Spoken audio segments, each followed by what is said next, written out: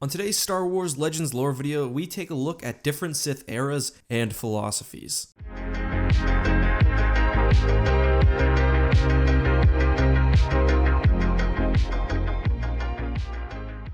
Peace is a lie. There is only passion. Through passion, I gain strength. Through strength, I gain power. Through power, I gain victory. Through victory, my chains are broken. The Force shall set me free. These simple words, the famous Sethe Mantra, have been interpreted in so many different ways, but still applied to groups that call themselves the Sith. Today, we're going to talk about the different eras of the Sith within Star Wars Legends, and how the Sith throughout time have organized themselves and what they've believed in. The Sith were originally a people native to the planet Korriban. They were barbarous, but also sophisticated and intelligent. The native Sith were unsurprisingly powerful in the dark side of the Force. At some point, exiled Jedi Knights from the Republic would visit the planet Korriban.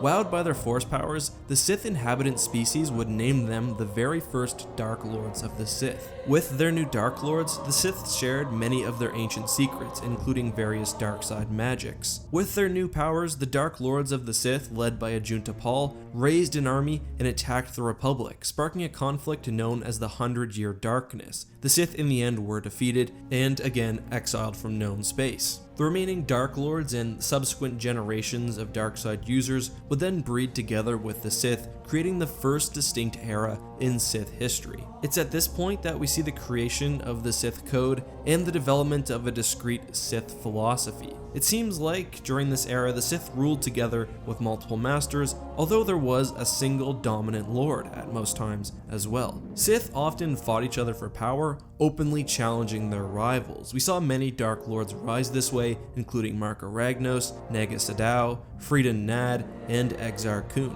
This Sith style of inner conflict and the most powerful rising to lead dominated most of the Sith's history. During this time period, we saw not only major Sith empires like the one led by Lord Vitiate, but also smaller factions like the Sith Triumvirate. However, common among all those groups is that the powerful seized control and that rivalry and self-destruction were never far behind. The survival of the fittest Sith existed until the formation of the Brotherhood of Darkness. The Brotherhood was unique in that Sith within were all supposed to be equal. Lord Khan, creator of the Brotherhood, saw Sith infighting as wasteful and believed that aggression should be focused on the Sith's true common enemy, the Jedi. Although all Dark Lords within the Order were supposed to be equal, some were more equal than others, and powerful leaders still obtained power. Khan, through consent of the other Lords, was the Brotherhood's head. In a show of equality, however, the Sith even dropped the title Darth, which supposedly had some connotation with Sith power struggles, instead choosing to use the moniker Lord. It was during this time that Darth Bane entered the galactic stage. Bane was a student at the prestigious Sith Academy on Korriban. Through meditation, research, and the discovery of a Sith holocron,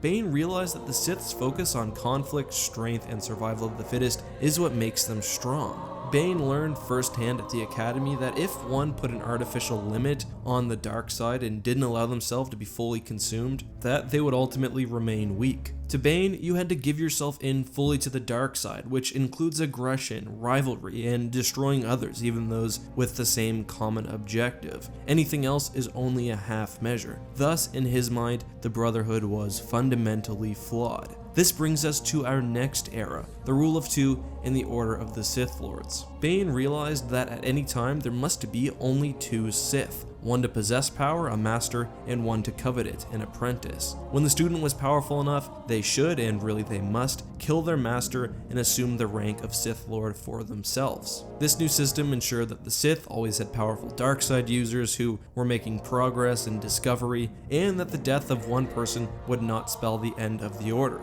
Bane chose 2 as his magic number because he believed that the apprentice should only be able to assume power if they were able to defeat their master alone. He knew from his time at the Academy that if there were multiple apprentices, they would eventually work together to kill the Dark Lord, weakening Sith stock in allowing lower quality Force users to rise to power. He also believed that the dark side was best used when it operated through only a few vessels. Finally, Bane believed that some of the dark side's greatest strengths were in subterfuge and trickery. The current Sith had been fighting an open war against the Republic. He believed that by remaining in the shadows, the Sith would stand their best chance of defeating the Jedi. The Sith operated by the rule of two, slowly going stronger out of the view of the Jedi until the days of Darth Plagueis and Palpatine. Palpatine was the last true Sith Lord. Darth Vader never was really in the position to challenge him. Luke may have been able to had he converted him to the dark side, but Palpatine more abided by the rule of 1.5, and he never wanted to die. He wanted to remain in power forever.